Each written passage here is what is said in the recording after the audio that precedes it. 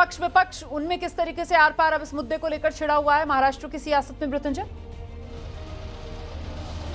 देखिए, ये वाकया अभी अभी हुआ है, पर अभी तक कोई राजनीतिक प्रतिक्रिया तुरंत तत्काल रूप से नहीं आई है। स्थानीय नेताओं के ही जो बयान है वो आए हैं कि लोगों से शांति की अपील ही की गई है, लेकिन निश्चित तौर पर ऐसे मुद्दे मिलेंगे तो ना विपक्ष बैठेगा, और विपक्ष भी जब कुछ बोलेगा तो सत्ता पक्ष भी अपना पक्ष रखेगा, तो कहीं ना कहीं राजनीति तो होगी ही।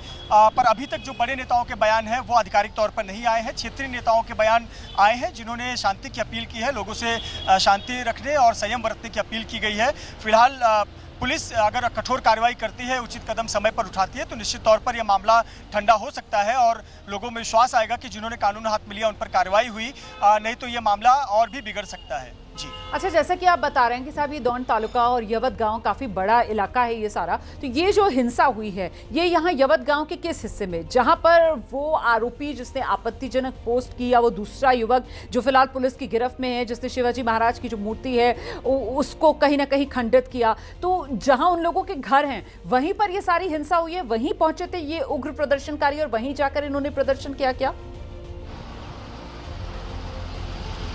रोमाना, देखिए, ये यवत गांव में जो यवत रेलवे स्टेशन है, उस रेलवे स्टेशन के बहुत पास में ही एक प्रसिद्ध मंदिर है, स्थानीय प्रसिद्ध मंदिर है, नीलकंठेश्वर मंदिर, शिव जी का मंदिर है। और उसी मंदिर के एक प्रांगण में एक शिवाजी महाराज की मूर्ति है, और जो महाराज की मूर्ति के नीचे का जो चबूतरा बनाया जाता है वो पीओपी का हिस्से का बना हुआ था, और इसी को 27 तारीख को इसी को तोड़ने की वाकया सामने आई। रात के अंधेरे में इसे तोड़ा गया था, वहाँ पर उस समय नहीं था, लेकिन सुबह ये मैसेज बहुत तेज़ी से वायरल हुआ, फोटोज़ वायरल होने लगे कि देखिए किस प्रकार से मूर्ति खंडित की गई, सीसीटीवी वगैरह की जांच की गई, और कुछ रात के समय जो लोग आसपास में नज़दीक में रहते थे, जब उन्होंने इसकी जांच की, लोगों को बताया कि किस व्यक्ति ने किया है, पुलिस की जांच में पता चला कि एक सैयद नाम के व्यक्ति ने किया है।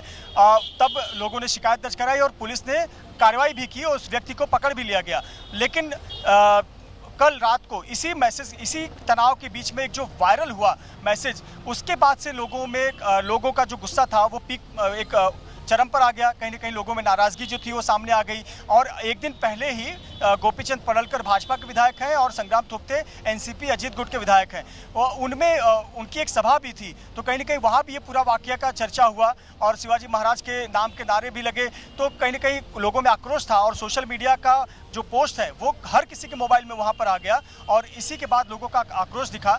आज बंद का आह्वान किया गया था, बंद में बड़े छोटे सभी शामिल थे, लेकिन जो गांव के युवक थे वो उस क्षेत्र से निकलकर मुख्य सड़क पर आ गए, और जो आने जाने वाले वाहन थे, जब बंद का आह्वान किया गया तो जो आने जाने वाले वाहन थे उस वाहन को निशाना बनाना शुरू किया, 2-3 वाहनों को आग लगा दी।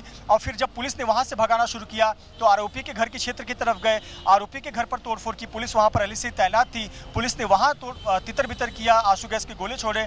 फिर जो भीड़ है वो गाँव से निकलते हुए एक मस्जिद की तरफ पहुँच गई, वहाँ पर पुलिस थी, लेकिन इस भीड़ के सामने पुलिस की संख्या कम थी, और वहां पर आपने देखा कि एक उपद्रवी जो है वो ऊपर चढ़कर मीनार पर एक झंडा लहराता हुआ नजर आ रहा है। तो ये भावनाएं भड़काने वाली तस्वीरें भी सामने आई, और फिर पुलिस ने आंसू गैस के जो गोले हैं वो छोड़े, लाठी भी चार्ज की, और फिर लोगों को तितर बितर किया। अभी इस वक्त पुलिस का कहना है कि पूरे क्षेत्र को उन्होंने अपने अधिकार में रखा है, जगह जगह पर पुलिस तैनात की गई है, और फिलहाल भीड़ को तितर बितर कर दिया गया है, या फिर अब उन पर भीड़ जो है एक जगह एकत्रित होने पर रोक लगा दी गई है।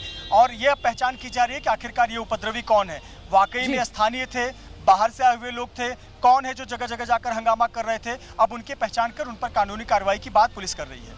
बिल्कुल, देखिए ये बेहद महत्वपूर्ण एंगल है। एबीपी न्यूज़ पहले तो आपसे ये अपील करता है कि संयम बनाए रखिए। एबीपी न्यूज़ आपसे अपील करता है अफवाहों पर बिल्कुल ध्यान मत दीजिए।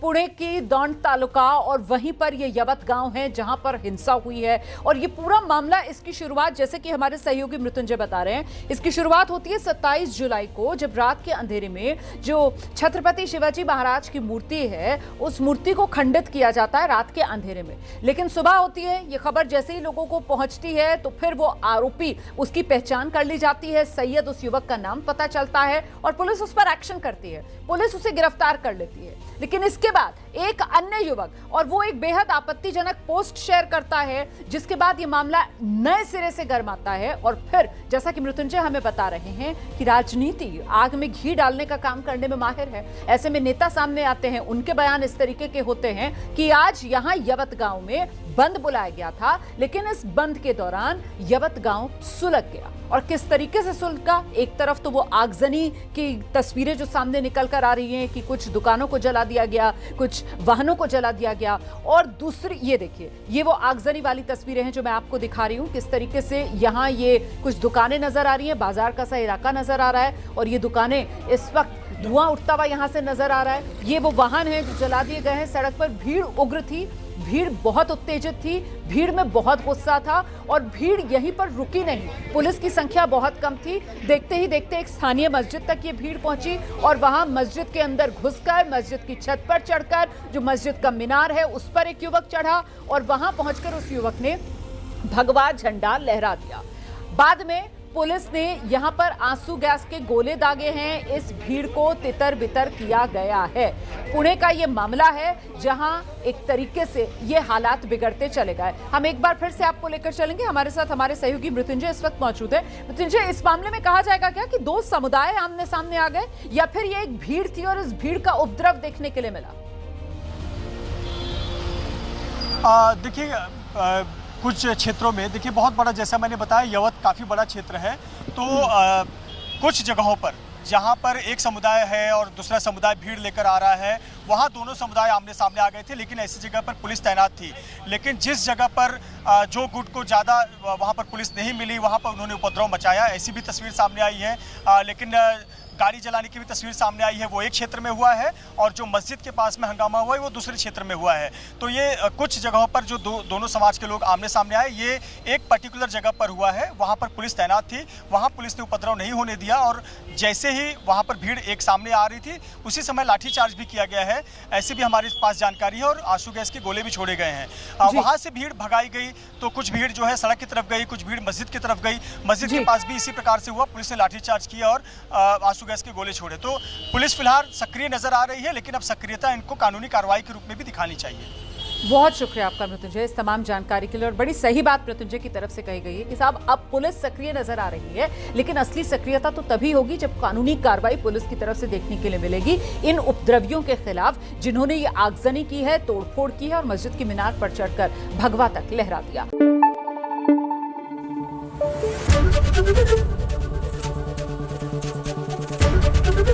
एबीपी न्यूज आपको रखे आगे।